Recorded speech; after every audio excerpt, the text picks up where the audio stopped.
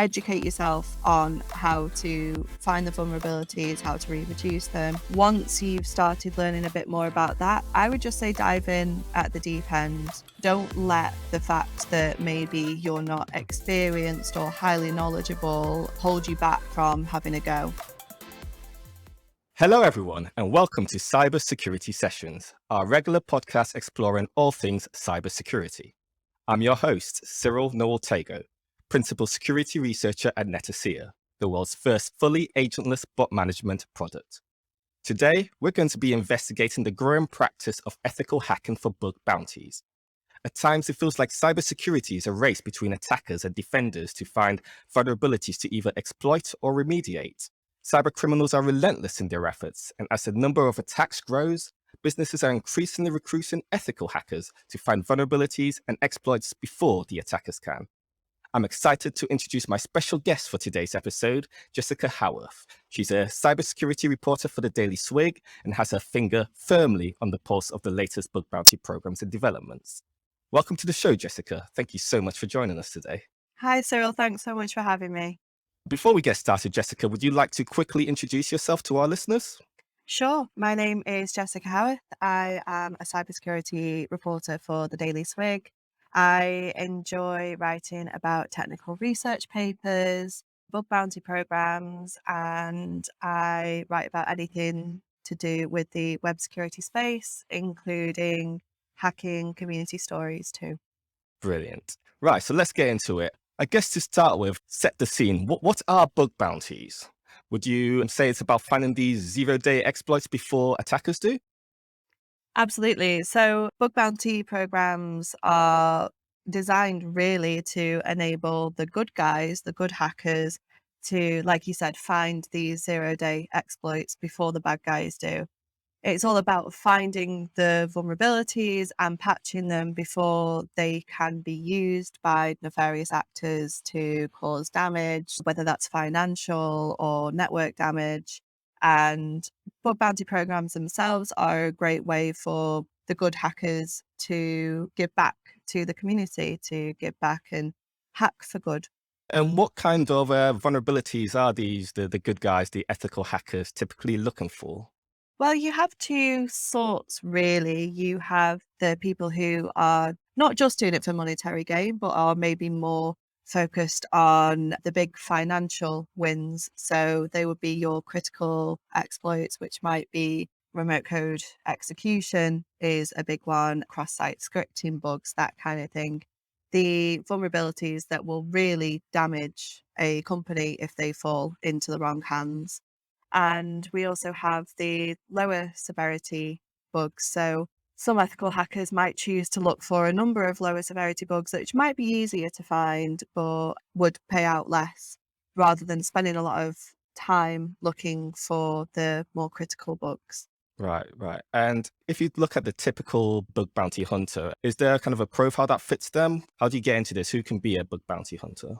Well, the good thing is that anyone can be a bug bounty hunter. You or I could start ethical hacking. We could sign up to a program and start doing it. You do need to have a certain level of technical knowledge. So you do need to know what these security vulnerabilities are that you're looking for. You need to know how to find them and how to reproduce them so that you can prove to the platform or the company itself that this security vulnerability is present. But again, the really good thing about this is that you can learn this for free, really. There are a lot of YouTube channels, for example, run by some fantastic educators who offer great training and great experience and knowledge that they can pass on. And there are also a number of different training materials, different labs available online. So in terms of technical knowledge, you don't need to have a degree. You don't need to have a computer science degree. You don't need to know how to do it in a professional capacity to have a go. In terms of the fit in the profile, the kind of person who I would say would be a successful bug bounty hunter would be definitely somebody who is persistent. You can't expect to, well, it would be great if you started bug bounty hunting and within the first hour you got a $10,000 reward for a remote code execution vulnerability. That's the dream. But in reality, that really doesn't happen very much. So you have to be persistent. You have to be self-motivated because the bug bounty programs are voluntary and they are based on your own drive. You definitely have to be self-motivated. And you have to be somebody who enjoys problem solving and enjoys just kind of tinkering around and looking outside the box to try and find solutions that might not be particularly evident at first glance. It might take you a while, but it would suit somebody who ticked off all of those. I would say that it's really important to remember that qualifications are not a barrier in bug bounty hunting. Anybody with the right attitude and with a thirst for knowledge and a thirst for success can have a go and can be very successful at doing so. I think that's great that you don't need a degree for it. And if you're the kind of person who's got that curious mindset with the wealth of knowledge that there is on the internet, you'll be able to self-teach yourself for that. And once you've got into this, is this something that can become more than a hobby, or is it just generally going to be a side hustle? Are there any people who can make this actually a full-time income? Absolutely. And there are people who do this as a full-time job. There are definitely barriers for some people in turning this into a full-time job, the same barriers that would be for anybody who maybe struggles to give up a day job to pursue something that isn't stable. By being a bug bounty hunter, you are self-employed, so that can be a barrier for people. And there are some people who do it as a hobby, who just enjoy it, who might use bug bounty hunting to learn more about ethical hacking, to learn more about security research, and they might choose to do it just for their own education.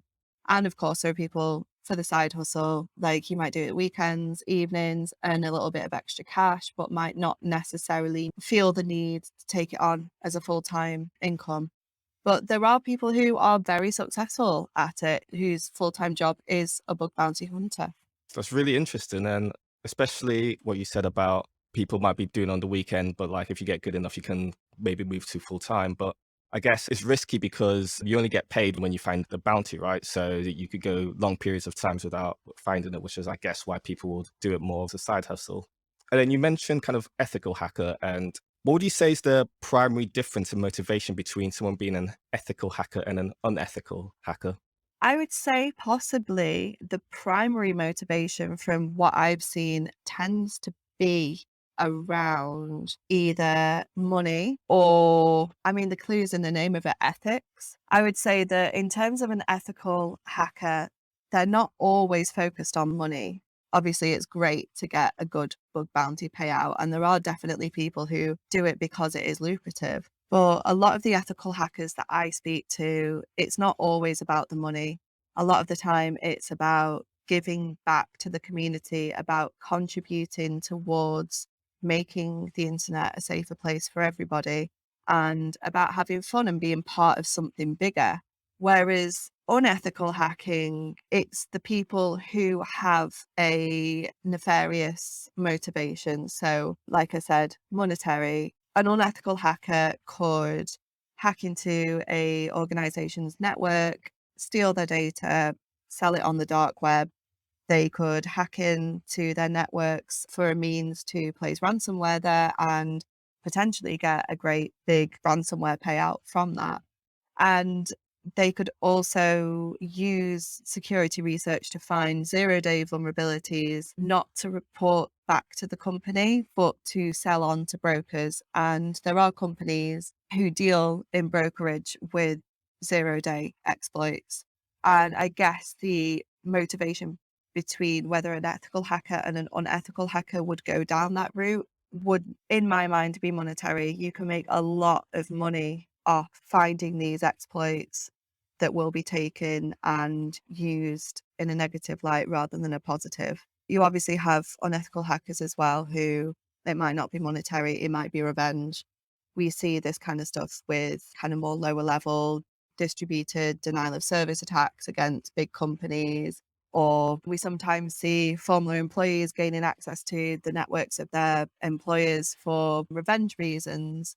But if I was to hazard a guess, the main primary motivation. I think money is an easy way to differentiate the two.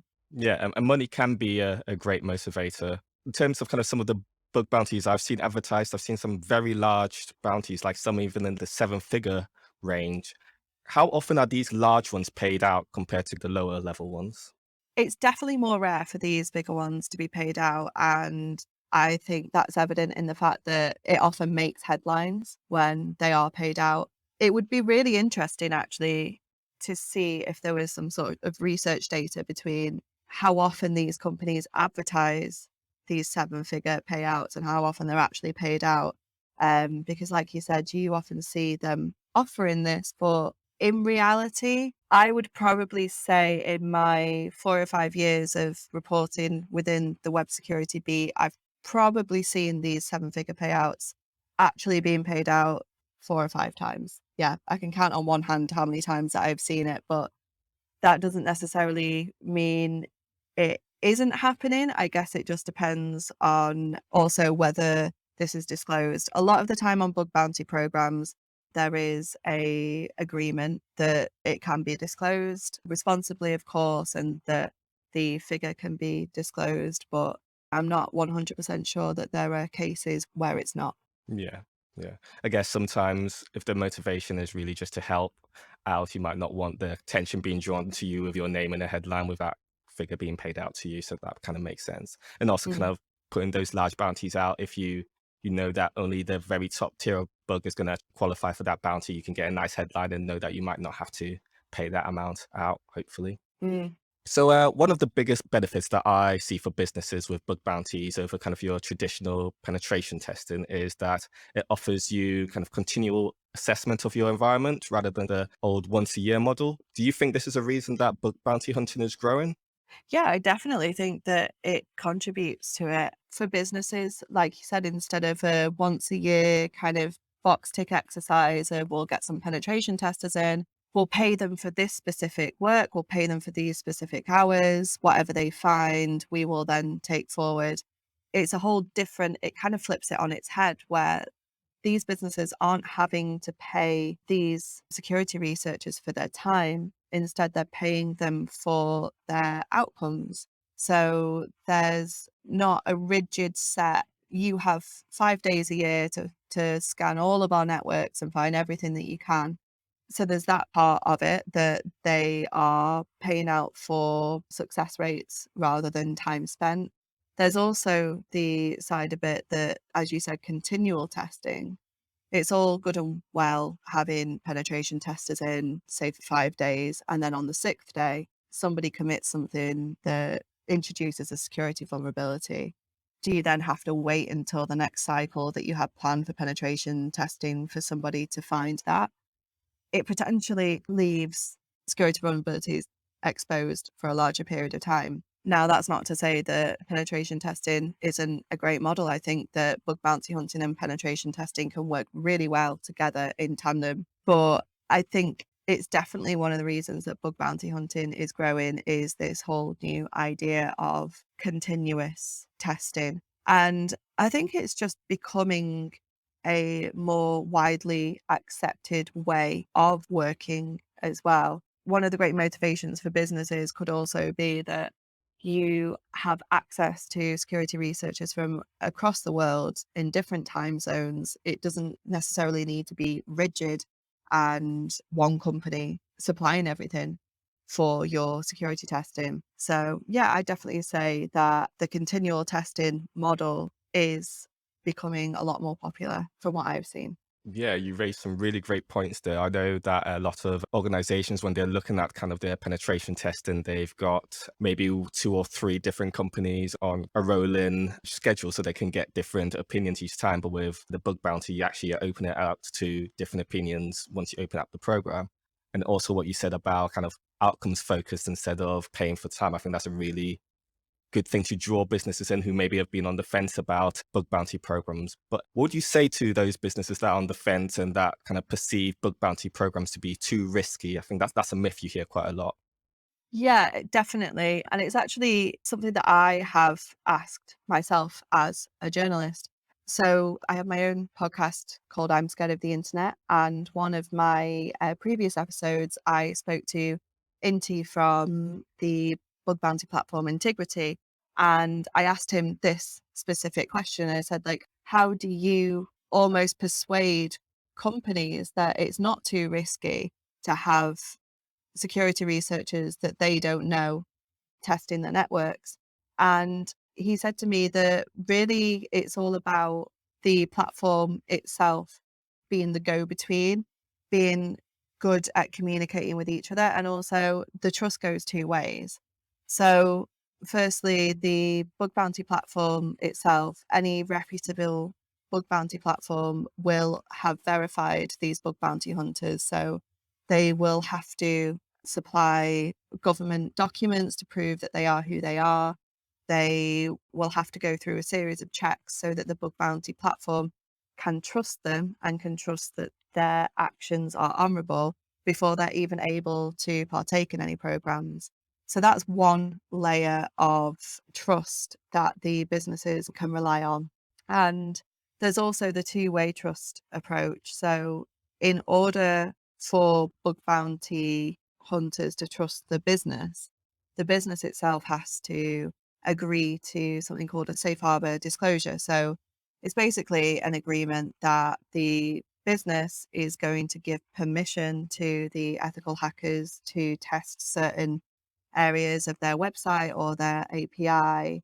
They're given permission to do this, and as a result, they know that this business, this organization isn't going to come after them legally.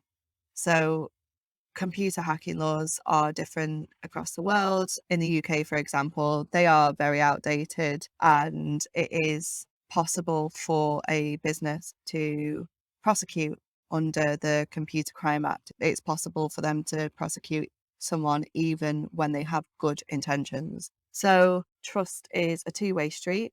These bug bounty platforms are tried and tested with ways to verify the good guys are actually the good guys. So I think that takes the risk out of the equation. Yeah. And I think what you said about kind of making it safe for them to report is so important as well, because especially if you've got someone who, let's say they've stumbled across something, if they feel like they're going to be prosecuted if they report it to you, then it's something that someone to be able to figure out. Someone else might be able to figure out who might not have the same kind of ethics, and maybe they would actually want to exploit it, but because the person who found it first was scared of reporting it, you haven't been able to fix it. So yeah. Absolutely. So, what's some examples of the top bug bounty programs that a budding ethical hacker can sign up to? Is there an easy way to find out about new programs? Yeah, I mean, there are a number of very popular bug bounty platforms that stick out to me. And these are your HackerOne, BugCrowd, Integrity, Immunify. They're just some of the more popular programs. And one of the reasons that they're more popular is because they've just been producing some great programs. And in terms of finding new bug bounty programs, I mean, I'm shamelessly going to plug something that we write at the Daily Swig now, because I genuinely think that this is a great way to find bug bounty programs. We have a monthly feature called Bug Bounty Radar, and in it we include information of all of the new bug bounty programs from across the different platforms that have launched with the maximum reward, any notes of caveats or things that you need to know before taking part. And also it points you directly to the program too. So obviously, shamelessly, I would say Bug Bounty Radar from the Daily Swig, but I would also suggest Twitter is a great way to find new bug bounty programs and to find the kind of communities that you want to be involved in.